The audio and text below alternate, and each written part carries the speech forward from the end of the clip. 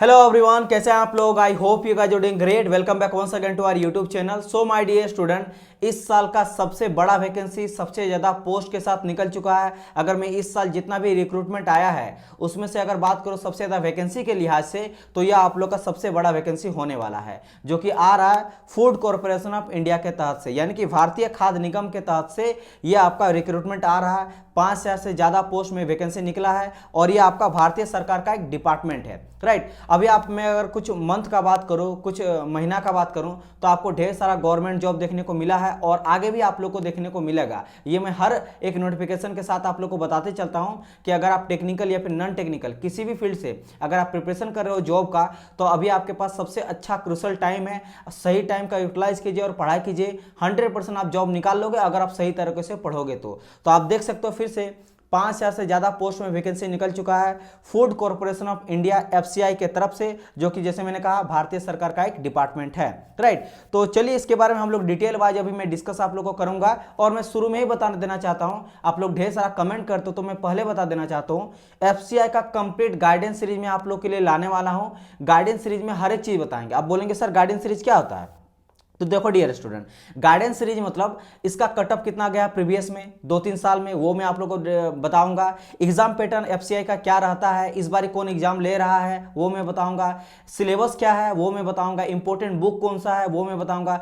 जो भी आपका पेपर 1 पेपर 2 जो यहाँ पे दिया गया फेज 1 और फेज 2 में एग्जाम होने वाला है, उसका क्या डेप्थ वाइज सिलेबस होगा, कहाँ से आपको पढ़ना है, नोट्स वगैरह कैसे प्रिपेयर करना है, कम टाइम में कैसे पढ़ाई करना है, हर चीज से रिलेटेड आप लोग को वीडियो बना देंगे सेपरेट वाइज हर एक टॉपिक में। कट ऑफ में, सिलेबस में, एग्जाम पैटर्न में, बेस्ट बुक में, किस तरह से प्रिपरेशन करना, उस टाइम पे कब तक एग्जाम होगा, सब चीज से रिलेटेड सेपरेट वीडियो आएगा। तो पहले सबसे पहले आप चैनल को सब्सक्राइब कर लेना एंड बेल आइकन को प्रेस कर लीजिए, ताकि कोई भी लेटेस्ट अपडेट और एफसीआई से रिलेटेड इंफॉर्मेशन आपसे छूटे ना, राइट। पहले तो मैंने ये बता दिया ताकि आप लोग कमेंट ना करो कि सर सिलेबस पे वीडियो बनाओ या फिर इससे बनाओ, सब कुछ आने वाला है। तो आप सब्सक्राइब कर लो ताकि कोई भी अपडेट आपसे गलती से भी छूटे ना और सही चीज आप लोग को मिले।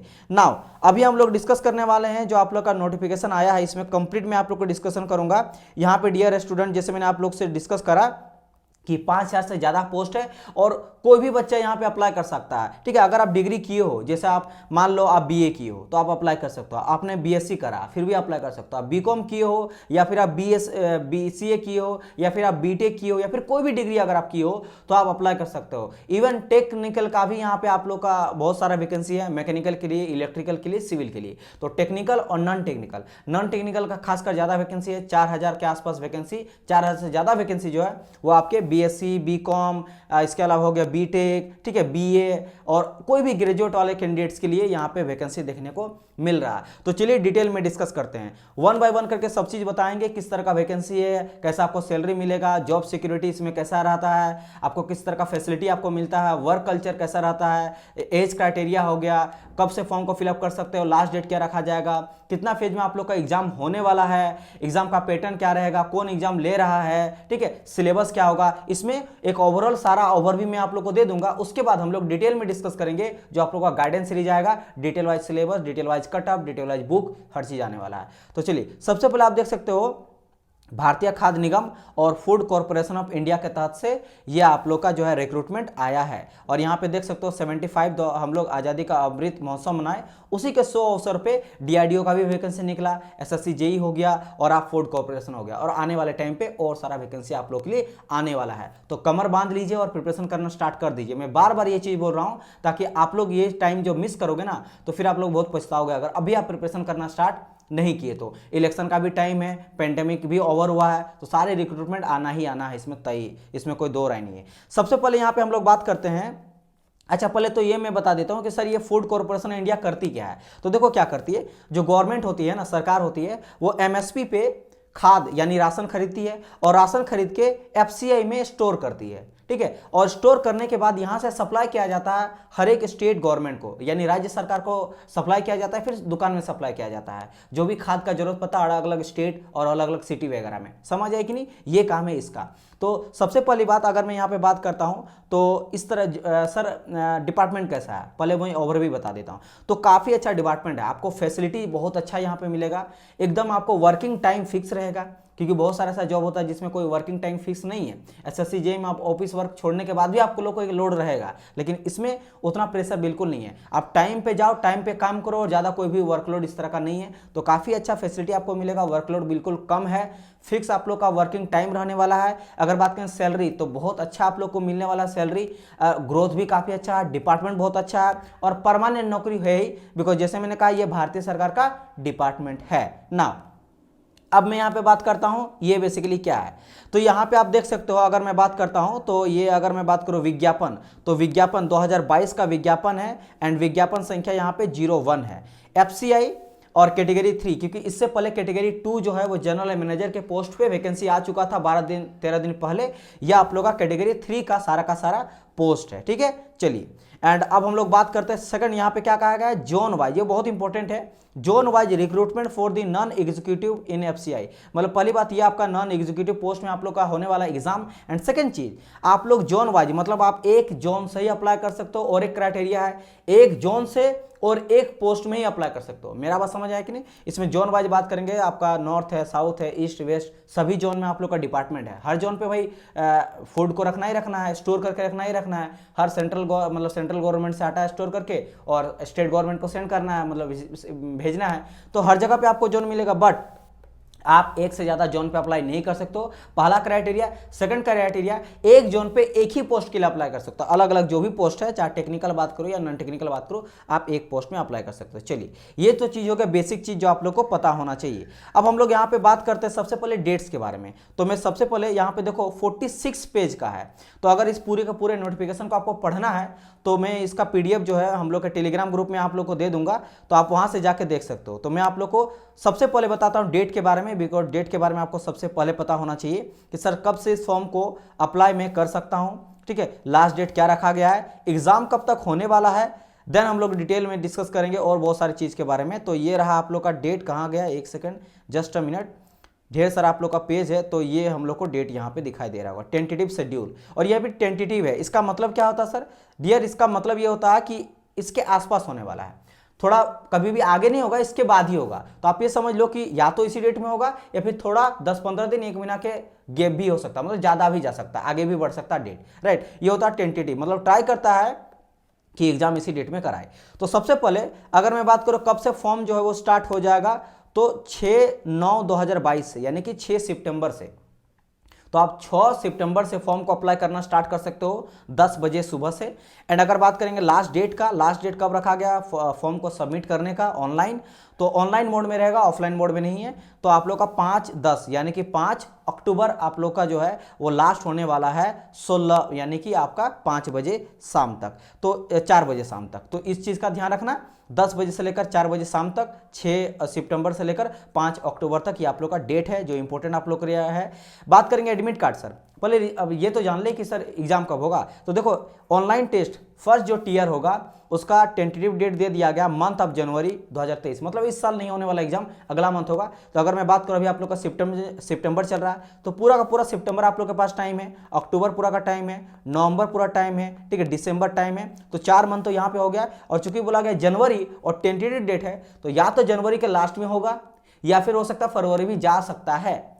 तो मैं बात करता हूं कि जनवरी भी लेके चलता हूं। मींस यहां पे बोल सकते हैं कि 4 से लेकर 5 मंथ टाइम है। और जिस तरह का यहाँ पे आपको पूछा जाएगा, फर्स्ट पेपर में 8th लेवल का पूछा जाएगा, सेकंड पेपर में आप लोग का 10th लेवल का, तो it's not difficult to crack this exam. तो आप क्रैक आराम से कर सकते हो। क्रैक करने के लिए 4-5 मंथ जो है ये मोर देन सफिशिएंट आप लोग के पास टाइम है, अगर सही तरीके से पढ़िएगा, प्रीवियस ईयर का एग्जाम पैटर्न को, सिलेबस को देखते हुए। और हाँ, इसका जो एग्जाम है वो आपका SBI करा रही है, ठीक है। तो ये ध्यान रखना है, एग्जाम कौन करा रही है, आपका SBI जो है वो कराने वाली है, ठीक है। तो इसका भी आप लोग को ध्यान रखना, ओके। तो अब हम लोग यहाँ पे इतना समझ गए होंगे। और आप एडमिट कार्ड जो है 10 दिन पहले डाउनलोड कर सकते हो, मतलब समझ लो जनवरी में आपको एडमिट कार्ड मिलेगा 10-15 तारीख के बाद। मैं ये आपको लेके चलता हूँ।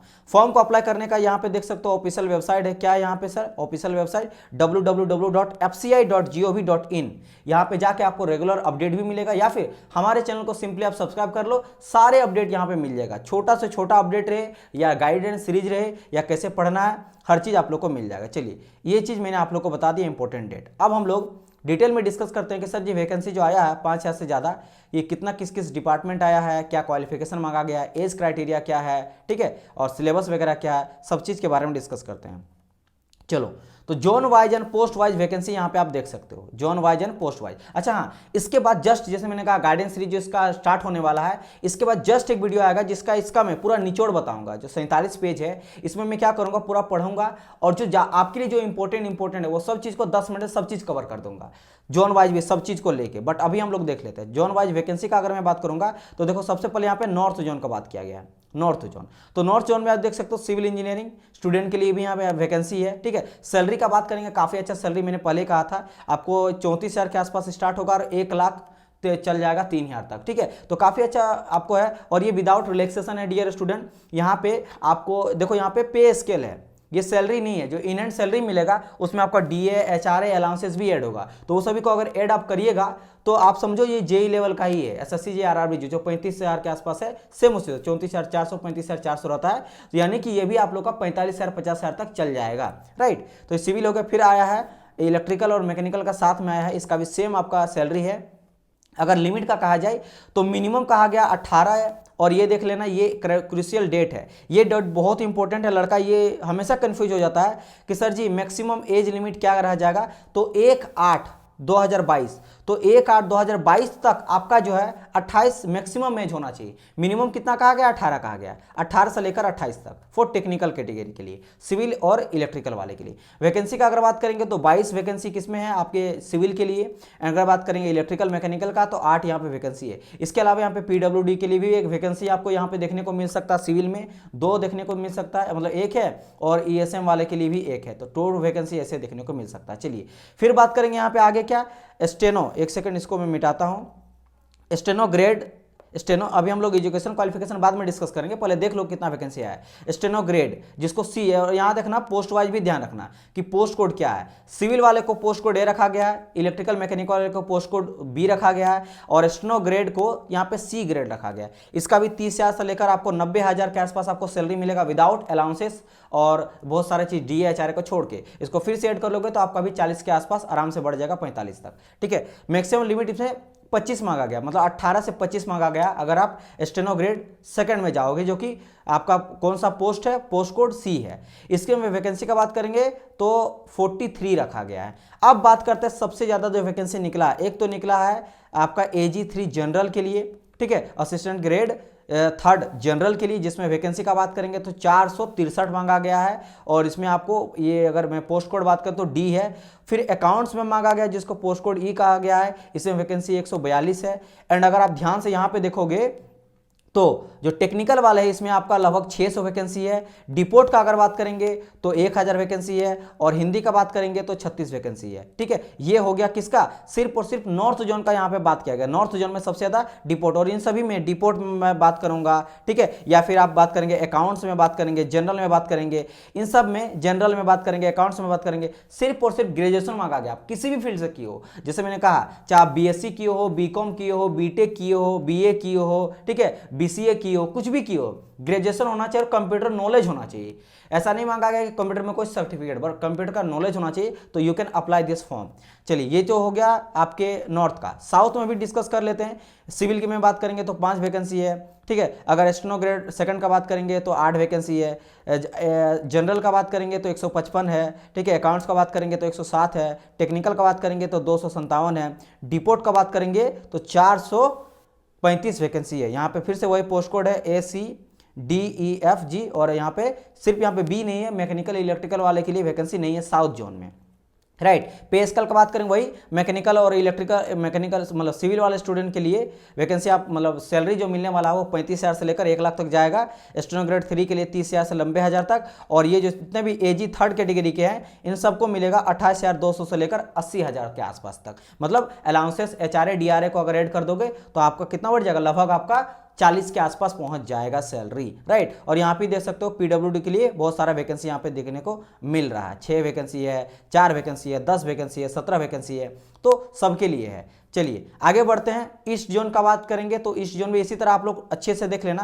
यहाँ पे देखो सिविल का भी वैकेंसी है, मैकेनिकल का भी वैकेंसी है, ठीक है। सिविल का वैकेंसी बात करेंगे तो एससी के लिए 3 है, एसटी के लिए 2 है, ओबीसी के लिए 1 है, ईडब्ल्यूएस के लिए 1 है, राइट। टोटल 7 वैकेंसी है। इलेक्ट्रिकल मैकेनिकल के लिए 2 वैकेंसी है, स्टेनो ग्रेड 3 के लिए 8, जनरल का बात करेंगे तो 185, अकाउंट्स का बात करेंगे तो 72, टेक्निकल का बात करेंगे तो 194, अगर बात करेंगे डिपोर्ट का तो 283, एंड अगर बात करें हिंदी का तो 17 वैकेंसी। टोटल यहाँ पे बात करेंगे 768 वैकेंसी है। सिमिलरली वेस्ट में बात करेंगे तो वेस्ट में टोटल वैकेंसी का अगर मैं बात करता हूँ तो 713 है, जिसमें सिविल वाले के लिए 5 है यहाँ पे, इलेक्ट्रिकल मैकेनिकल वाले के लिए 2 है, स्टेनो ग्रेड सेकंड के लिए 9 है, जनरल का बात करेंगे तो आपका 93 है, अकाउंट्स का बात करेंगे तो 45 है, टेक्निकल का बात करेंगे 296, डिपोर्ट का बात करेंगे 258, एंड हिंदी का बात करेंगे तो 6 नंबर ऑफ वैकेंसी है। सैलरी तो सेम रहने वाला है, एज लिमिट भी सेम रहने वाला है। याद रखना टेक्निकल वाले के लिए 28, बार बार मैं बोल रहा हूँ, और जितने भी आपका जनरल वाला, जनरल, अकाउंट्स, टेक्निकल, डिपोर्ट, इन सब के लिए 27 मांगा गया।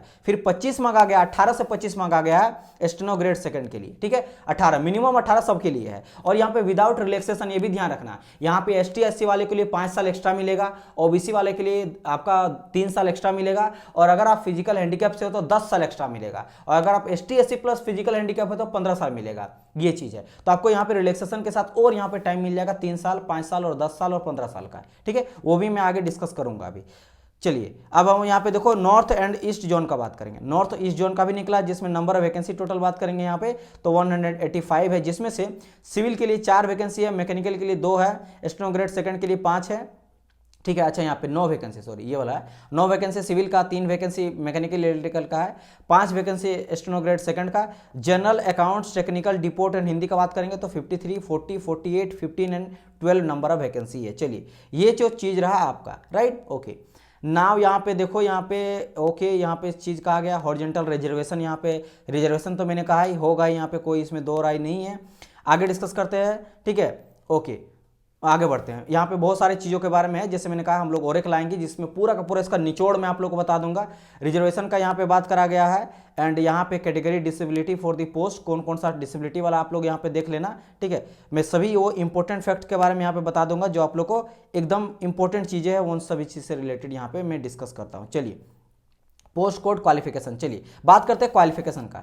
क्वालिफिकेशन सबसे इंपॉर्टेंट चीज़ है, क्वालिफिकेशन बता दीजिए सर। तो अगर आप सिविल जेई वाला में अप्लाई करना चाहते हैं, फिर मैकेनिकल और इलेक्ट्रिकल वाले में अप्लाई करना चाहते हैं, जो कि post code A and B था, तो इसके लिए क्वालिफिकेशन का कहा जाए तो अगर आप डिग्री किए हो, यानी कि बीटेक किए हो या बीई किए हो, बैचलर ऑफ इंजीनियरिंग किए हो, देन आपको सिर्फ और सिर्फ इंजीनियरिंग करना चाहिए, दैट्स इट, और कुछ नहीं मांगा गया। बट इफ मतलब अगर आप डिप्लोमा की हो, अगर आप डिप्लोमा कैंडिडेट्स हो, if you are a diploma candidates, then you need 1 year of experience. तब आपको 1 साल का जो है वो एक्सपीरियंस चाहिए, कहीं से भी चाहिए, बस एक्सपीरियंस चाहिए। ऐसा कोई लिमिटेड नहीं है कि आपको यहीं से करना पड़ेगा, बट 1 साल का एक्सपीरियंस चाहिए। जो आप कहीं भी काम कर रहे हो वहां से एक्सपीरियंस सर्टिफिकेट बना लेना, वो आपका काम आ जाएगा, ठीक है, कहीं भी काम करे हो तो, ठीक है, कहीं भी।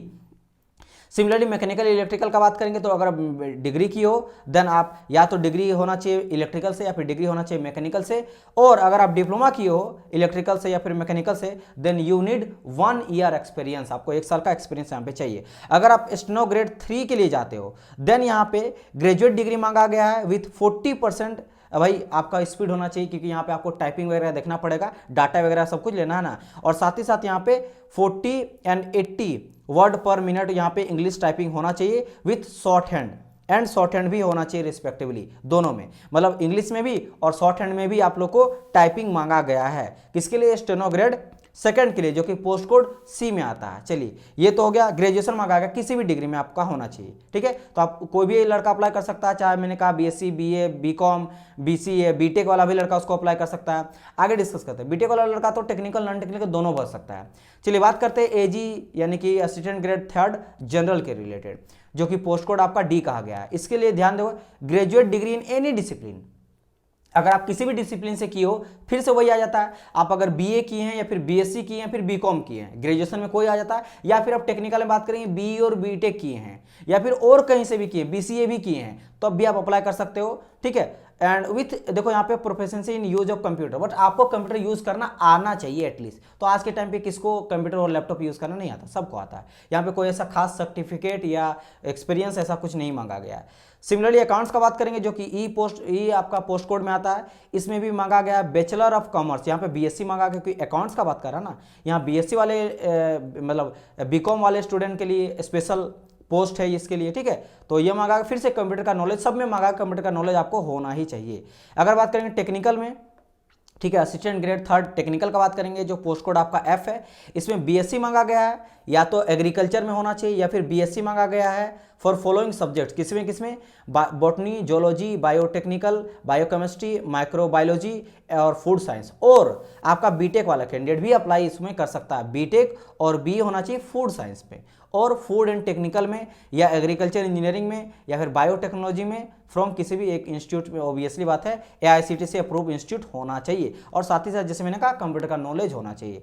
अगर डिपोट का बात करेंगे, इन दोनों सबसे बड़ा वैकेंसी जो निकला 3000 से ज़्यादा वो डिपोट वाले में ही निकला है, ठीक है। मतलब एक आपका डिपोट निकला है और एक आपका निकला है अकाउंट्स, ठीक है। अकाउंट्स, ये अकाउंट्स में सबसे ज़्यादा वैकेंसी निकला है लगभग 2000 के आसपास, और डिपोट, इन दोनों को मिला के 3000 से ज़्यादा वैकेंसी इन दोनों में, और इन दोनों में एनी ग्रेजुएट पूरा तरह से लिख दिया गया है, ठीक है। एनी ग्रेजुएट यहाँ भी बोला गया, जनरल में भी, अकाउंट्स में भी बैचलर होना चाहिए, एंड यहाँ पे भी देख सकते हो graduate degree in any discipline, किसी भी एक यूनिवर्सिटी में, साथ साथ कंप्यूटर नॉलेज होना चाहिए, ठीक है। समझ आए कि नहीं। और साथ ही साथ इसमें एक चीज कहा गया है, degree of recognised university with Hindi as a main subject for किसके लिए, हिंदी के लिए, क्योंकि हिंदी आपको आना चाहिए ना समझने में, इसलिए यहाँ पे कहा गया कि आप किसी भी डिग्री किए हो ठीक है, लेकिन एटलीस्ट आपको हिंदी मेन सब्जेक्ट होना चाहिए, इस चीज़ का ध्यान रखना। और क्या कहा गया है, ठीक है, यहाँ पे ट्रांसलेशन आपको, क्योंकि यहाँ पे हिंदी से इंग्लिश ट्रांसलेशन के लिए वाइस वर्सा होना चाहिए, हिंदी से इंग्लिश ट्रांसलेशन और इंग्लिश से हिंदी ट्रांसलेशन आपको आना चाहिए। डिप्लोमा कोर्स इसमें मांगा गया, diploma course in translation from this much, at least 1 year experience आपको यहाँ पे होना चाहिए, 1 इन ड्यूरेशन, एक्सपीरियंस नहीं, हाँ एक्सपीरियंस ही बात कर रहा है, होना चाहिए। इस चीज़ का आप लोग को ध्यान में रखना है। जिसमें से अगर बात करें हिंदी में, तो यहाँ पे स्किल टेस्ट भी लिया जाएगा, जिसमें हिंदी और शॉर्ट हैंड वाला जो है यहाँ पे टाइपिंग वगैरह रहने वाला फॉर हिंदी वाले के लिए ओनली। चलिए इतना चीज समझ गएंगे। देखिए ये मैं यहाँ पे कह रहा था, this is very very important, note down करके यहाँ पे मेंशन करा गया है कि a candidate can apply in any one zone only, सिर्फ एक जोन से अप्लाई कर सकता है, that is either north zone, either south zone, either east zone, either west zone और आइदर नॉर्थ ईस्ट जोन, मतलब आप सिर्फ एक ही जोन से अप्लाई कर सकते हो। एंड सेकंड नंबर में ये भी कहा गया a candidate can apply only one any of the post code, यानी किसी एक पोस्ट कोड के लिए। जैसे कि अगर मैंने कहा टेक्निकल वाला बंदा है, तो टेक्निकल वाला बंदा एक जोन से अगर अप्लाई किया टेक्निकल, तो वो दूसरा जोन से टेक्निकल अप्लाई नहीं कर सकता है, इस चीज का ध्यान रखना। तो आप एक जोन से एक ही पोस्ट को अप्लाई कर सकते हो, ठीक है, विद इन द जोन के हिसाब से, चाहे ए करो या बी करो या सी करो या डी करो या ई या एफ या जी या एच वाले पोस्ट कोड के लिए, जिसमें सब कुछ आपका जनरल था, अकाउंट्स था, टेक्निकल वगैरह था, सब चीज था। चलिए ये भी चीज क्लियर हो गया कि एक आदमी कितना जोन से अप्लाई कर सकता है। चलिए आगे बढ़ते हैं। नेक्स्ट यहाँ पे हम लोग डिस्कस कर लेते हैं कुछ और इंपॉर्टेंट चीज से रिलेटेड, इंपॉर्टेंट चीज यहाँ पे रिजर्वेशन बात कर लेते हैं। रिजर्वेशन देखो यहाँ पे एक ये जो है ना, दिस इज योर जो डेट ऑफ एलिजिबिलिटी है वो आपका क्या है भाई, कहाँ गया भाई, 1/8/2022, ये ध्यान रखना, 1/8/2022 ये डेट ऑफ एलिजिबल क्या है। इसके अकॉर्डिंग किसी में अगर 25 साल मांगा गया स्टेनो ग्रेड 3 के लिए, 28 साल मांगा गया टेक्निकल वाले के लिए, और आपका जनरल हो गया, अकाउंट्स हो गया, ठीक है, हिंदी हो गया, इसके लिए 27 साल मांगा गया मैक्सिमम, 18 से 27, किसी में 18 से 27 मांगा गया, किसी में 18 से 28 मांगा गया, किसी में 18 से 25 मांगा गया। तो ये 25 जो मैक्सिमम है ना, मैक्सिमम है वो इसी डेट के अकॉर्डिंग आपका होना चाहिए फॉर यूआर के लिए, अनरिजर्व कैटेगरी के लिए, जनरल के लिए। अगर यहाँ पे आप एसटी एससी से बिलोंग करते हो, ठीक है, तो आपको 5 ईयर एक्स्ट्रा मिलेगा, ओबीसी से बिलोंग करते हो तो 3 ईयर एक्स्ट्रा मिलेगा, एंड अगर आप पीडब्ल्यूडी से बिलोंग करते हो तो आपको 15 साल एक्स्ट्रा मिलेगा, ठीक है। देखो यहाँ पे दिखा गया है ST SC 5 year, OBC 3 year, ठीक है, और अगर आप यहाँ पे रिलैक्सेशन, यहाँ पे भाई अपर एज रिलैक्सेशन 10 ईयर मिलेगा अगर आप पीडब्ल्यूडी से हो, और 15 ईयर मिलेगा अगर आप पीडब्ल्यूडी से हो और साथ ही साथ आप एसटीएससी से बिलोंग करते हो, और 13 ईयर मिलेगा अगर आप पीडब्ल्यूडी प्लस आप यहाँ पे ओबीसी से बिलोंग करते हो। तो यहाँ पे बहुत सारा यहाँ पे रिलैक्सेशन भी आपको यहाँ पे दिया गया है, जो हमेशा सबको दिया जाता है, ठीक है, वो तो गवर्नमेंट रूल है, इजंट इट, ओके। एंड यहाँ पे जो है एक ओबीसी जो नॉन क्रिमिनल सर्टिफिकेट है वो यहाँ पे इशू होना चाहिए। देखो यहाँ पे कहा गया देखो यहाँ पे पूरा, the selected candidate will have submit OBC NCL certificate issue on और आफ्टर 1/4/2022। इसके बाद जो है वो ओबीसी का non creamy layer certificate document verification time पे आपको मांगा जाएगा। इसका भी आप लोग को ध्यान रखना। ईच एंड एवरीथिंग का यहाँ पे मैं डिटेल में डिस्कस कर रहा हूँ, इसलिए टाइम में लूंगा, लेकिन आपको टोटल चीज में यहाँ पे क्लियर कर दूंगा और शॉर्ट टाइम के लिए आप नेक्स्ट वाले में देख सकते हो, फटाफट मैं बता दूंगा। चलिए आगे बढ़ते हैं। फिर यहाँ selected candidate belong to the EWS will have submit valid certificate. फिर देखो, अगर आप ईडब्ल्यूएस से बिलोंग करते हो तो आपको भी डॉक्यूमेंट वेरिफिकेशन टाइम जो वैलिड सर्टिफिकेट मांगा जाएगा वो कब से होना चाहिए, यहाँ पे फ्रॉम 1/4/2022 से लेकर 31/3/2023 के बीच में होना चाहिए। उससे पहले और बाद का काम नहीं चलेगा। ये बात करें जब आप पूरी तरह से क्वालिफाई कर जाओगे तब।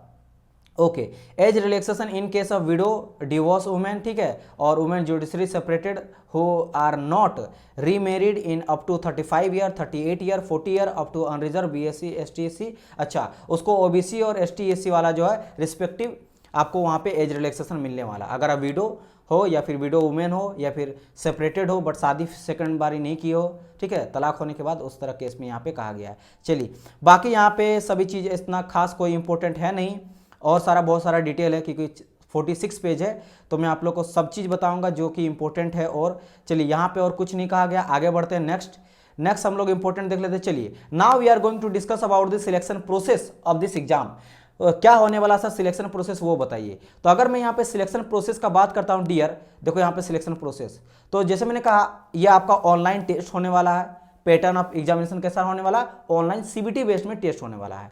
और यहाँ पे आपको 2 फेज में एग्जाम होने वाला, फेज 1 एंड फेज 2, ठीक है, फेज 1 एंड फेज 2 का एग्जाम होने वाला है। देखते हैं, तो सबसे पहले बात करते हैं फेज 1 का। तो फेज 1 जो होने वाला है कॉमन होने वाला है सभी पोस्ट के लिए। अगर आप किसी, चाहे आप टेक्निकल में बात करता हूं, ठीक है, मतलब टेक्निकल में बात करता हूं, सिविल वाला हो या मैकेनिकल वाला या इलेक्ट्रिकल वाला या अकाउंट्स वाला या आपके जनरल वाला या फिर आप हिंदी वाला, किसी के लिए भी हो, सबके लिए आपको पेपर फेज 1 देना पड़ेगा। फेज 1 देना पड़ेगा। फेज 1 का सर क्या रहने वाला सिलेबस वो बता दीजिए। तो आप यहाँ पे देख सकते हो, आपको पूछा जाएगा 100 नंबर ऑफ क्वेश्चन, 100 मार्क्स का, एंड आपको जो टाइम मिलने वाला है वो आपको दिया जाएगा 60 मिनट टाइम। कितना टाइम दिया जाएगा, 60 मिनट का टाइम रहने वाला है। और ध्यान रखना, हर एक सेक्शन के लिए टाइम बांट दिया गया है। जैसे इंग्लिश रहने वाला है, रीजनिंग रहने वाला है, एप्टीट्यूड रहने वाला और जनरल स्टडीज रहने वाला है। इस जनरल स्टडीज में आपको हिस्ट्री, पॉलिटी मतलब हिस्ट्री, ज्योग्राफी, इकोनॉमिक्स और जनरल साइंस से क्वेश्चन रहेगा अप टू 8th स्टैंडर्ड, राइट, जिसमें रहेगा क्वेश्चन 20 एंड करंट अफेयर से 5 क्वेश्चन, दोनों मिलाकर 20 + 5 25 हो जाएगा। और सबसे 25 इंग्लिश से भी 25, रीजनिंग से भी 25 और आपके एप्टीट्यूड से भी 25। तो इस तरह करके आपका 25 × 4 100 हो जाता है। और सिमिलरली मार्क्स का बात करेंगे तो हर एक क्वेश्चन 1 मार्क्स का, ठीक है, यहाँ पे क्वेश्चन दिया जाएगा आपको, ये रहेगा। एंड टाइम 15-15 मिनट डिवाइड कर दिया गया है, मतलब हर एक सेक्शन से आपको बस 15 मिनट टाइम मिलेगा। इंग्लिश में ही 15 मिनट, रीजनिंग में ही 15, मतलब आप समझ लो 15 मिनट ही टाइम मिलेगा। आप 2 मिनट में सोल्व कर लो, फिर 10 मिनट में सोल्व करो, आपको 15 मिनट टाइम दे दिया जाएगा, राइट। और ये आपका रहेगा कैसा, अगर इंग्लिश बात करेंगे तो इंग्लिश में ही सारा क्वेश्चन रहेगा, रीजनिंग तो बाइलिंगुअल रहेगा, हिंदी इंग्लिश दोनों क्वेश्चन रहेगा, न्यूमेरिकल एबिलिटी भी आपको हिंदी इंग्लिश देखने को मिलेगा और जनरल स्टडीज भी हिंदी इंग्लिश में आपको देखने को मिलेगा। तो आप समझ गए होंगे सर जी का यहाँ पे नेगेटिव होने वाला, बिल्कुल डियर स्टूडेंट नेगेटिव होने वाला है। ये आपका 1/4 नेगेटिव, मतलब 0.25 जो है नंबर काट लिया जाएगा अगर आप कोई भी एक क्वेश्चन को गलत करते हो। अगर आप 4 क्वेश्चन को गलत करते हो तो आपसे एक क्वेश्चन जो है, एक क्वेश्चन सही वाला नंबर काट लिया जाएगा। समझ आ रहा है नहीं, सही नंबर अगर अप्लाई, जैसे 50 क्वेश्चन आप सही अटेम्प्ट किए और गलत आप 4 क्वेश्चन अटेम्प्ट किए तो 4 का एक नंबर सही वाला से भी काट लिया जाएगा, ठीक है। और आपको मल्टीपल चॉइस क्वेश्चन दिया रहेगा, मतलब एक क्वेश्चन का 4 ऑप्शन यहाँ पे रहने वाला है, ठीक है। और एक इंपॉर्टेंट क्या है, the marks obtain in phase 1 will not be record in the final merit list. मतलब ये सिर्फ क्वालिफाइंग नेचर का है डियर स्टूडेंट, लेकिन क्वालिफाई करना पड़ेगा, ऐसा नहीं है कि इसको आप हल्के में ले सकते हो, क्वालिफाइंग करना पड़ेगा। लेकिन हाँ, इसका जो मार्क्स है वो मेरिट लिस्ट में ऐड होने वाला नहीं है, इस चीज को पूरी तरह से मेंशन कर दिया गया है, ठीक है। ओके, ये चीज को ध्यान में आप लोग रखना। चलिए बात करते हैं फेज 2 का। फेज 1 आप समझ गए, सभी के लिए कॉमन रहने वाला, नेगेटिव रहेगा, 100 question 100 marks and 60 minute time. Each subject के लिए आपको 50 मिनट टाइम दिया जाएगा। इंग्लिश को सर के सब में बाइलिंगुअल आपका रहने वाला है, medium. Now we are going to discuss about the second phase of online examination.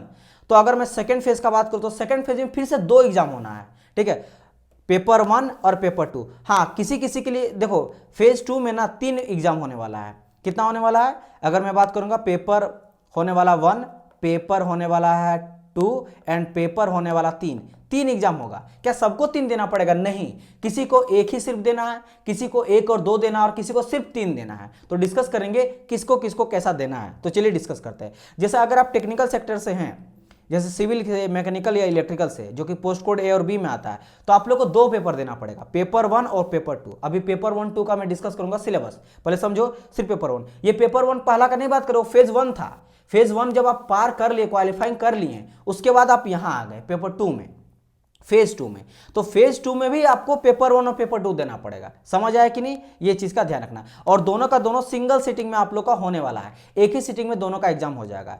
अगर मैं बात करता हूं स्टेनो ग्रेड 3 का, तो इसमें सिर्फ और सिर्फ आपको पेपर 3 देना है। क्या देना है? पेपर 3 देना, ओनली सी, जो कि पोस्ट कोड सी में आता है। स्टेनो ग्रेड 2 जो आपका पोस्ट कोड सी में आता है, सिर्फ और सिर्फ पेपर 3 देना है। और टेक्निकल वाले के लिए पेपर 1 और 2 देना है। आगे बढ़ते हैं नेक्स्ट, और हम लोग देख लेते हैं और कैटेगरी का। जैसे कि यहाँ पे और डिस्कस करा गया कि अगर आप बिलोंग करते हो जैसे कि असिस्टेंट ग्रेड 3 जनरल से, तो यहाँ पे ओनली पेपर 1 देना। और एक है, अगर आप डिपोर्ट का बात करेंगे तो ओनली पेपर यहाँ पे 1 देना। और इन दोनों के लिए सिर्फ और सिर्फ एनी डिग्री मांगा गया है, BSc, BCom, BTech, bachelor of engineering, BSc, BCA, कुछ भी आप किए हो, एनी डिग्री की हो, तो यू कैन अप्लाई बोथ। और यहाँ पे सिर्फ पेपर 1। फेज 2 का मैं बात करूं, फेज 1 में पेपर तो देना ही देना पहला, इसके बारी सिर्फ पेपर 1 देना है।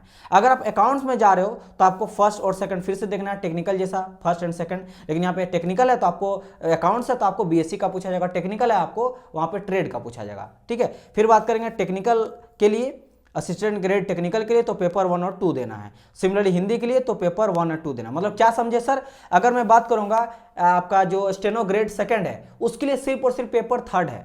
और पेपर 1 किसके लिए है? ओनली फॉर जनरल के लिए, मतलब असिस्टेंट ग्रेड 3 वाला जनरल के लिए, और असिस्टेंट ग्रेड 3 डिपोर्ट के लिए। बाकी सब के लिए, अकाउंट्स हो गया, टेक्निकल हो गया, हिंदी हो गया, और जेई के लिए आपको पेपर 1 और 2 देना पड़ेगा। अब चलिए डिस्कस करते हैं। और सब जो है सिंगल सीटिंग में आप लोग का एग्जाम होगा, टोटल का टोटल। सिर्फ अगर मैं बात करता हूँ यहाँ पे हिंदी वाले के लिए, तो कुछ स्किल टेस्ट भी यहाँ पे होने वाला है। ठीक है, तो ये चीज़ का ध्यान रखना। हाँ, यहाँ पे देख लेते हैं, यहाँ पे बात करते हैं हिंदी वाले के लिए नहीं। अगर आप स्टेनो ग्रेड 2 के लिए जा रहे हो तो यहाँ पे पेपर 3 जो होने वाला है ना, पेपर 3 के अलावा यहाँ पे देख सकते हो आपको टाइपिंग भी यहाँ पे होगा। टाइपिंग एंड शॉर्ट हैंड दोनों आपको यहाँ पे लिया जाएगा, इस चीज़ का ध्यान रखना। यहाँ पे है ना टाइपिंग एंड शॉर्ट हैंड, तो टाइपिंग और शॉर्ट हैंड दोनों यहाँ पे पूछा जाएगा स्किल टेस्ट के तौर पे, लैंग्वेज स्किल टेस्ट के तौर पे। तो पेपर 3 है, लेकिन घुमा फिरा के बोलोगे तो स्किल टेस्ट में और एक आपको देना ही पड़ेगा एग्जाम, मतलब उसमें भी 2 है लेकिन 1 रखा गया है, वो तो आपको एक्स्ट्रा है। चलिए अब डिस्कस करते हैं पेपर 1 में, पेपर 1 जो है उसमें क्या क्या सर पढ़ रहने वाला है, और पेपर किसके किसके लिए है?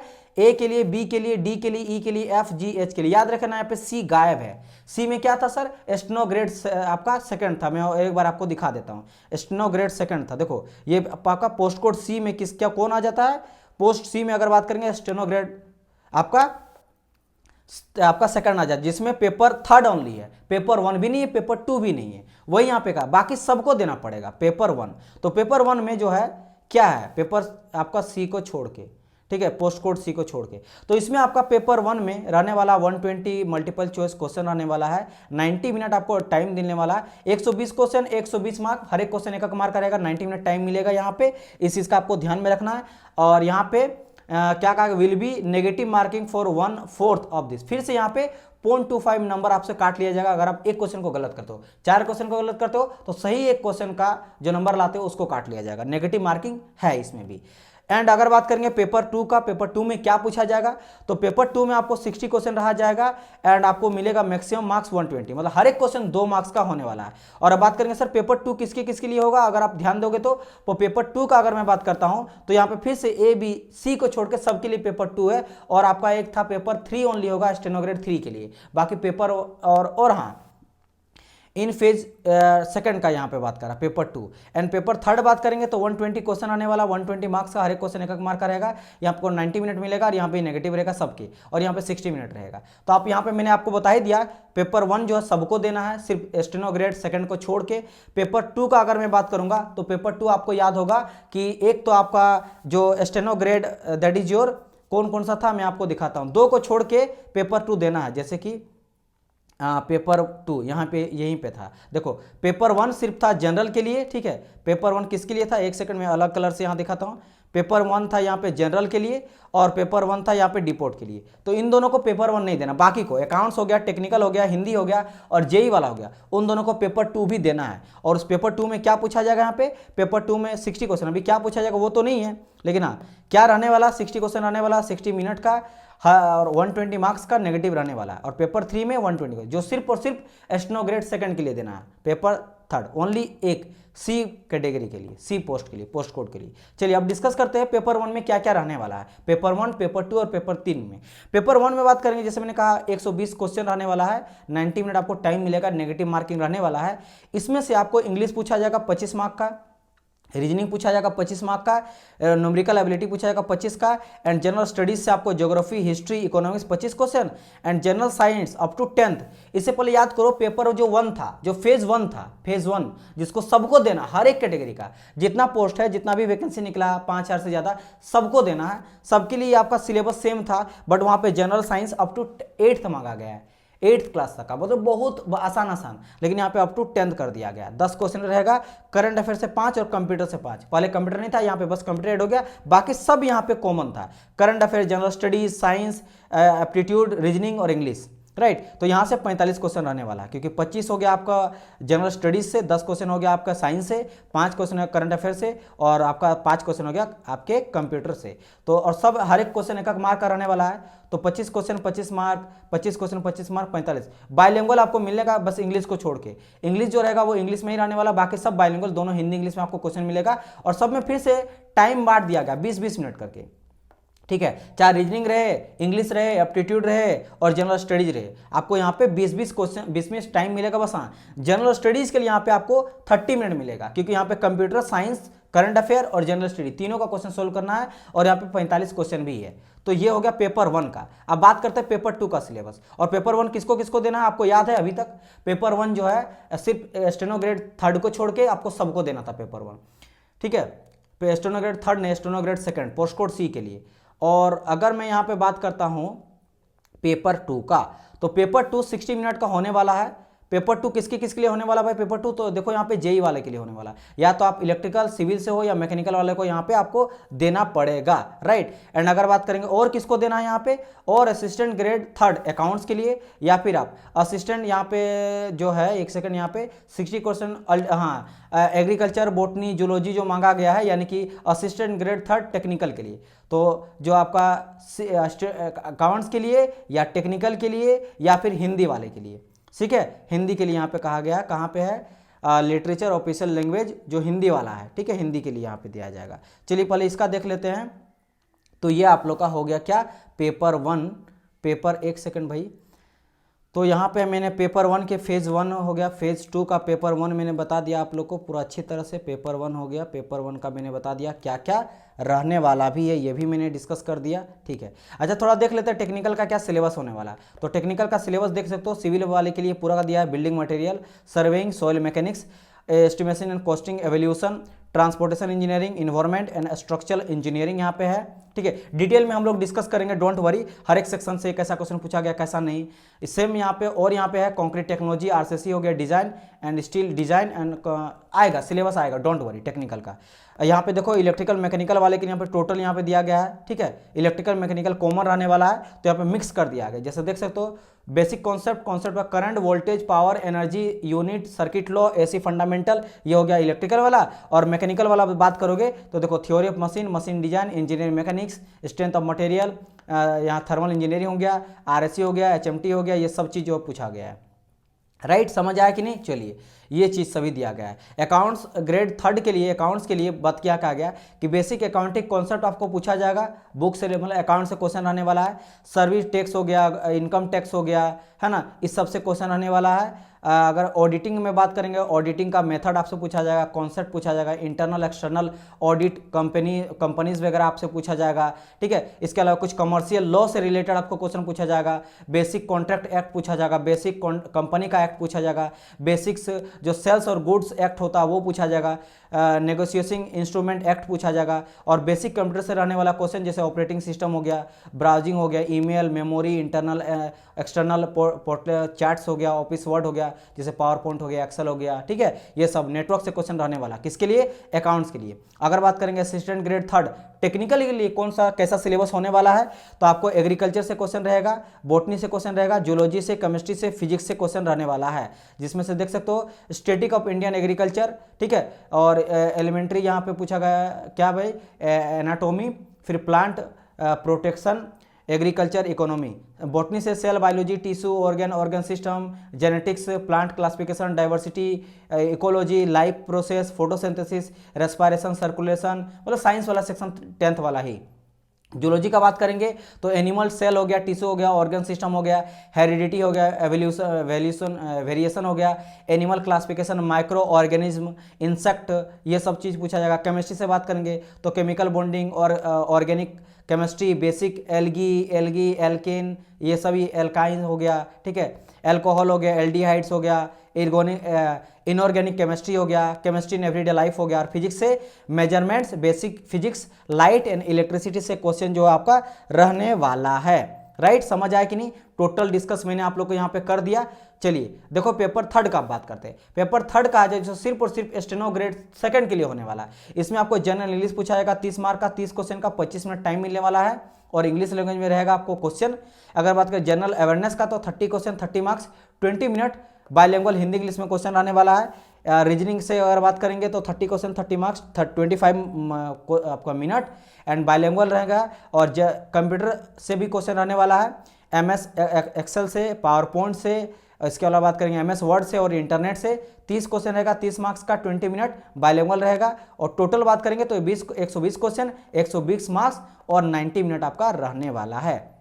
समझ आया कि नहीं? एंड ध्यान रखना आपका जो फेज 1 है वो आपका जैसे मैंने कहा था फाइनल मेरिट लिस्ट में जो है उसका जुड़ेगा नहीं, नॉट यहाँ पे कहा गया, लेकिन जो आपका फेज 2 है, फेज 2 जो है वही आपका मेरिट लिस्ट को बनाएगा। तो पेपर 1 जो फेज 1 जो होने वाला है, फेज 1 फॉर क्वालिफाइंग नेचर, और फेज 2 जो है ये आपका होने वाला है मेरिट लिस्ट। इसी से जो है वो मेरिट लिस्ट जो है वो आपका बनेगा। तो इस बात का आप लोग को ध्यान में रखना है कि हम लोग को फेज 1 क्वालिफाई करना है, लेकिन अच्छे नंबर से भी क्वालिफाई करना है, कहीं हम लोग फेज 2 तक पहुंचे भी ना, ऐसा नहीं करना है, लेकिन फेज 2 को जी जान लगा देना है। ठीक है, देखो कहा गया the merit of online test for the post code DG will be decided on the basis of marks secure in the paper 1 and paper 2। फिर वही पेपर 1 और फेज 2 कहा गया किसके लिए, को पोस्ट कोड डी के लिए और जी के लिए। तो डी और जी में क्या था एक बार मैं आप लोग को दिखा देता हूं। ठीक है, डी एंड जी में अगर मैं डी एंड जी में यहाँ पे बात करता हूँ तो just a minute, D and G, एक सेकेंड, पोस्ट कोड कहाँ रखा गया भाई, post code D and G. तो डी एंड जी यानी कि डी में बात किया गया यहाँ पे जनरल का, एंड जी में बात किया गया डिपोर्ट का। तो जनरल डिपोर्ट का 1 का भी कुछ चीज़ जो है वो लिया जाएगा यहाँ पे। ठीक है, चलिए आगे बढ़ा जाए। हम लोग कहाँ तक पहुँच गए थे, यहाँ तक हम लोग आए, एक सेकेंड, ये सब तो हम लोग सब चीज़ जो है डिस्कस कर चुके थे। ये हो गया था, यहाँ पहुँच गए थे। The merit list of online test of post code DNE will be decide on the basis of marks secure in paper 1 of phase 2। अच्छा, of phase 2, paper 1 of phase 2, paper 1 और 2 नहीं, पेपर 1, पेपर 1, पेपर 1, पेपर 1, सिर्फ paper 1 से किया जाएगा। Phase 2 में भी 2 paper था, पेपर 1 था और पेपर 2 था। तो फेज 2 से ही मेरिट लिस्ट बनेगा, सॉरी मैंने दोनों कहा नहीं, फेज 2 से ही मेरिट लिस्ट बनेगा, लेकिन फेज 2 का जो पेपर 1 है सिर्फ उसी से बनेगा। समझ आया कि नहीं? क्योंकि अगर मैं बात करूंगा तो उसमें पेपर 1 और 2 था। अच्छा, डी एंड जी बात करा गया है ना, थोड़ा देख लेते हैं कि उसके लिए क्या क्या था एग्जाम का। अगर मैं बात करता हूँ, है ना, अगर मैं यहाँ जाता हूँ तो मुझे थोड़ा सा टाइम दे दीजिए ताकि आप लोग को मैं अच्छी तरह से बता पाऊँ। ठीक है, एक सेकंड देख लेते हैं यहाँ पे डी एंड जी। तो डी एंड जी के लिए कौन कौन सा एग्जाम देना वो मैं यहाँ पे देखना चाह रहा हूँ, है ना। एक सेकंड, यहाँ नहीं है, कहाँ पे है, ओके ओके ओके, यहीं पे कहीं था। ठीक है, तो भाई साहब कहाँ चल गए हो? ठीक है, ओके ओके, हाँ यहाँ पे देख सकते हैं डी एंड जी। तो डी एंड जी का बात करें, सब चीज़ को एक बार मैं हटा दूं एक बार, ठीक है, सबको हटाता हूँ। डी एंड जी का बात करा गया है ना, डी एंड जी का, तो डी एंड जी, तो डी एंड जी यानी डिपोर्ट और जनरल के लिए। अब देखो पेपर 1 ही ओनली है ना, इसीलिए बोल रहा है कि पेपर 1 से ही सिर्फ बनेगा। और ये बेसिकली बात किसका बोल रहा है, फेज 2 है, ये आपका फेज 2 का पेपर है, फेज 2 का पेपर 1 है, ठीक है। तो पेपर 1 ओनली है तो इसी से बनेगा, कोई इसमें लॉजिक नहीं है। चलिए, मुझे लगा कि ऐसा कुछ घुमा फिरा कुछ बोल रहा है क्या, तो आप लोग को पता होना चाहिए। चलिए, यहाँ हो गया ये चीज़, और क्या चीज़ है भाई, फिर चलिए इतना चीज़ हो जाने के बाद और क्या यहाँ आपको चाहिए, स्किल टेस्ट जिसके लिया जाएगा, स्टेनो ग्रेड 3 के लिए स्किल टेस्ट लिया जाएगा, वो चीज़ मैं आप लोग को बता ही दिया। इंपॉर्टेंट इंस्ट्रक्शन यहाँ पे वो मैंने बता ही दिया, candidates can apply 1 zone only either, ये मैंने आप लोग को बता दिया, किसी भी एक जोन से आप अप्लाई कर सकते हो, है ना, कोई इसमें दिक्कत नहीं है।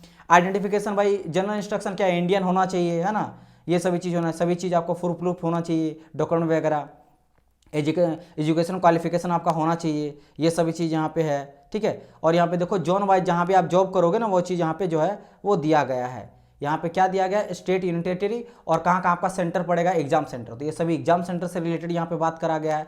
यहाँ पे बिहार, और बिहार में कहाँ कहाँ, ये एक सेकंड, ये क्या है भाई, ये आप लोग का है, अच्छा हाँ, फेज 2 का जो है वो कहाँ कहाँ पे आपको एग्जामिनेशन सेंटर दिया गया है। फेज 2 का सभी एग्जामिनेशन सेंटर है, हर एक सिटी में, हर एक स्टेट में आपको लगभग देखने को यहाँ जो है वो मिलेगा। एंड यहाँ पे देख लो, यहाँ पे क्या कहा गया, द कैंडिडेट सिलेक्टेड, अगर आप सिलेक्ट हो जाते हो, ठीक है, अगर आप सिलेक्टेड हो जाते हो तो कहाँ आपको जॉब करने मिलेगा, वो यहाँ पे दिया गया है। जैसे देखो यहाँ पे शॉर्टलिस्ट हो जाने के बाद, जैसे आप मान लो नॉर्थ जोन में शॉर्टलिस्ट हो गए, तो कहाँ कहाँ पे आपको जॉब करने मिलेगा, तो दिल्ली में जा सकते हो, हरियाणा जा सकते हो, हिमाचल प्रदेश, जम्मू कश्मीर, पंजाब, राजस्थान, या फिर चंडीगढ़ या उत्तराखंड, उत्तर प्रदेश, अगर नॉर्थ जोन में गए। साउथ जोन में अगर आपको जॉब करना है, फिर फॉर्म को भरिएगा, तो देख लो आंध्र प्रदेश है, कर्नाटक है, केरला है, तमिलनाडु है, तेलंगाना है, फिर अंडमान निकोबार हो गया, लक्षद्वीप हो गया, पुडुचेरी हो गया। अगर आप ईस्ट जोन में अप्लाई करते हो तो बिहार, झारखंड, ओडिशा, सिक्किम, वेस्ट बंगाल में जॉब करने मिलेगा। अगर वेस्ट जोन का बात करते हैं तो छत्तीसगढ़ हो गया, दादर नगर हवेली हो गया, गोवा, गुजरात, हिमाचल मतलब मध्य प्रदेश हो गया, महाराष्ट्र हो गया, और दमन दीव हो गया। अगर आप नॉर्थ ईस्ट जोन में अप्लाई करते हो तो आप अरुणाचल प्रदेश में, मणिपुर, असम, मेघालय, मिजोरम, नागालैंड, त्रिपुरा में आप क्या करते हो, जॉब जो है वो करने को मिलेगा। एंड यहाँ पे जैसे मैंने कहा, देखो ये बहुत इंपॉर्टेंट, इस चीज़ को बिल्कुल भी गलती से भी जो है वो मिस नहीं करना है। देखो ये वाला को ध्यान देना, यहाँ पे क्या कहा गया है, इस चीज़ को मैं थोड़ा सा यहाँ कर देता हूँ। कैंडिडेट मस्ट सिक्योर, है ना, ये देखो, candidate must ensure to have fulfil all eligible criteria, जैसे कि चाहे क्वालिफिकेशन रहे या एक्सपीरियंस रहे या एज रहे, ये सब जो सब है वो 1/8/2008 से पहले होना चाहिए। जैसे मान लो एज कहा गया 28 तक 27 तक, तो इस डेट से पहले तक होना चाहिए। ये बार बार कमेंट करते हो सर मेरा इतना डेट हो रहा है, इतना हो रहा है, उतना हो रहा है, तो इस डेट से पहले। अगर क्वालिफिकेशन आपसे ग्रेजुएशन मांगा गया है और आप कर रहे हो, कंप्लीट कर रहे हो, या फिर आपका होने वाला है, तो क्या इस डेट तक हो जाएगा? अगर हो जाएगा तो ठीक है, अगर इस डेट तक नहीं होगा तो आप अप्लाई नहीं कर सकते हो, ध्यान रखना, ठीक है। इस डेट के बाद में अगर आपको मिलेगा फाइनल तो आपको नहीं है, मतलब क्वालिफिकेशन चाहे आप जो भी मांगा गया है, ठीक है, टेक्निकल मांगा गया, फिर बीएससी मांगा गया, फिर बीई मांगा गया, जो भी मांगा गया, 1/8/2008 से पहले आपको कंप्लीट होना चाहिए। एक्सपीरियंस अगर है तो इस डेट से पहले एक्सपीरियंस सर्टिफिकेट भी मिल जाना चाहिए, तभी जाकर। तो ये एलिजिबल डेट है और ये डेट बहुत इंपॉर्टेंट है, 1/8/2022, तो ये इस चीज़ को ध्यान रखना। चलिए ये हो गया। और कोई चीज़ जो है, जो ये आपका ऑफिशियल वेबसाइट है जहाँ से फॉर्म को फिलअप कर सकते हो, ठीक है, आप देख सकते हो www.fci.gov.in, नीचे मैं लिंक भी दे दूंगा, टेलीग्राम में भी लिंक दे दूंगा फॉर्म को अप्लाई करने का। चलिए ये चीज़ हो गया। बाकी यहाँ पे जो है सारा कैसे फॉर्म को भरेंगे उसके लिए रिलेटेड मैं आप लोग को बता दूंगा, एक बना दूंगा सेपरेट वीडियो। अभी तो गाइडेंस से जाने ही वाला है ना, तो उसमें सब बता दूंगा कि किस तरह का डॉक्यूमेंट मांगा जाएगा, फोटो जो मांगा जाएगा वो किस तरह का मांगा जाएगा, ठीक है, हर एक चीज़ मैं आप लोग को डिस्कस करा दूंगा। चलिए तो यहाँ पे मैंने सब चीज़ आप लोग को डिस्कस करा। फॉर्म फिलअप कैसे करेंगे उसका आ जाएगा, डॉक्यूमेंट क्या चाहिए वो आ जाएगा, syllabus, cut off, education qualification क्या स्पेशल मांगा जा रहा है, और क्या सिलेबस है, depth wise syllabus, mechanical, electrical या टेक्निकल, नॉन टेक्निकल सबका होने वाला। और यहाँ पे डियर स्टूडेंट आप लोग से मैं कहना चाहता हूँ कि हम लोग का पेड कोर्स को लॉन्च कर दिया गया है। जैसे मैं अगर बात करता हूँ, जैसे के लिए अगर आप फेज 1 सभी के लिए किसी भी अगर पोस्ट के लिए आप जा रहे हो तो हम लोग का पेड कोर्स जो है वो आप लोग को मिल जाएगा। इसके लिए आपको क्या करना, सिंपली नीचे में दिया गया है आपका ऐप का लिंक, उस ऐप के लिंक में जाओ, ऐप को आप लोग डाउनलोड करना है, ठीक है, डाउनलोड करना है कहाँ से, गूगल प्ले स्टोर से। तो आपको यहाँ पे प्ले स्टोर से जो है डाउनलोड करिए, और डाउनलोड करने के बाद आप कोर्स को परचेज कर सकते हो, ठीक है। जैसे फेज 1 बात करेंगे, फेज 1 का पेपर आपको देना ही है। एंड फेज 2 का बात करेंगे, ठीक है। अगर मैं फेज 1 बात करूँ एंड फेज 2 का बात करूँ, 2 में सिर्फ और सिर्फ पेपर एक ही देना है, इसमें पेपर फर्स्ट ही देना है। ये किसके लिए है? आपका जनरल डिपोर्ट के लिए, जनरल असिस्टेंट ग्रेड डिपोर्ट के लिए, और आपका जनरल के लिए, डिपोर्ट एंड जनरल के लिए। तो इसके लिए भी कोर्स आ गया है। मैकेनिकल, सिविल, इलेक्ट्रिकल के लिए फर्स्ट पेपर के लिए भी, जिसमें आपको सबको कॉमन रहने वाला है। एंड सेकंड में जो पेपर 1 और पेपर 2 आपको देना है टेक्निकल वाले स्टूडेंट के लिए, सिविल, मैकेनिकल, इलेक्ट्रिकल के लिए, उसके लिए भी कोर्स लाया है। और अगर आप अकाउंट्स, टेक्निकल और हिंदी से भी जा रहे हो तो कॉमन पहला पेपर, और सेकंड पेपर में जो पेपर सेकंड फेज का जो पेपर 1 होने वाला उसके लिए भी जो है कोर्स को लॉन्च कर दिया गया है, राइट। तो आप जाओ और जाके आप कोर्स को परचेज करो और आज ही से प्रिपरेशन करना स्टार्ट करो। इतना बड़ा चांस आप लोग को फिर से मिलने वाला नहीं है, तो गलती से भी इसको आपको खोना नहीं है। बहुत ही कम फी यहाँ पे रखा गया है। टेस्ट सीरीज वगैरह फ्री में मिल जाएगा, पीडीएफ मिल जाएगा, लेक्चर मिल जाएगा, लेक्चर का नोट्स मिल जाएगा, सेपरेट ग्रुप बना दिया जाएगा, टाइम वैलिडिटी काफ़ी अच्छा यहाँ पे दिया जाएगा, ठीक है। अच्छा, एक चीज़ मैं बता देता हूँ, कुछ ऐसा नॉलेज जो आप लोग को पता होना चाहिए। क्या सर एफसीआई का कटअप जो है वो कैटेगरी वाइज रिलीज होगा? बिल्कुल। तो यहाँ पे category wise ST, SC, OBC और जनरल का कैटेगरी वाइज जो है आपका कट ऑफ जो है वो रिलीज होने वाला है। ये चीज़ को ध्यान रखना है। सेकंड क्वेश्चन एक आता है जो मैं बताना चाहूँगा आप लोग को कि सर क्या एफसीआई का कट ऑफ ऑल पोस्ट के लिए सेम होने वाला है? बिल्कुल नहीं, पोस्ट वाइज यहाँ पे कट ऑफ निकलेगा, पोस्ट वाइज जो है वो कट ऑफ निकलेगा। तो ये भी मैंने आपको एक्स्ट्रा बता दिया, जो पिछला बारी एफसीआई में लड़का पूछ रहा था तो मैंने बता दिया। तो बहुत ही पहले हम लोग को डिजाइन किया गया कोर्स है, काफ़ी अच्छा सिलेक्शन लड़का लिया है एफसीआई में इससे पहले, तो आप ले सकते हो, ठीक है। जैसे मैंने यहाँ पे आप लोग को बता ही दिया, मेंशन कर ही दिया कि अगर मैं यहाँ पे बात करता हूँ कि डियर एफसीआई का अगर मैं बात करता हूँ तो कटअप जो है वो आपको कैटेगरी वाइज निकलेगा और पोस्ट वाइज यहाँ पे होने वाला, तो अलग बिल्कुल होने वाला है। तो जाइए फॉर्म को फिलअप करिए अच्छी तरह से, या फिर देखिए अभी पढ़िए। अगर फॉर्म को फिलअप करना है, अगर थोड़ा वेट करिएगा तो वीडियो भी आ जाएगा फॉर्म फिलअप करने का, स्टेप बाय स्टेप सब चीज़ बताऊंगा, क्या डॉक्यूमेंट चाहिए, कैसे फिलअप करना है, और स्टेप बाय स्टेप सब कुछ बताएंगे। तो मिलते हैं हम लोग नेक्स्ट पार्ट में डियर स्टूडेंट, तब तक के लिए goodbye and God bless you all.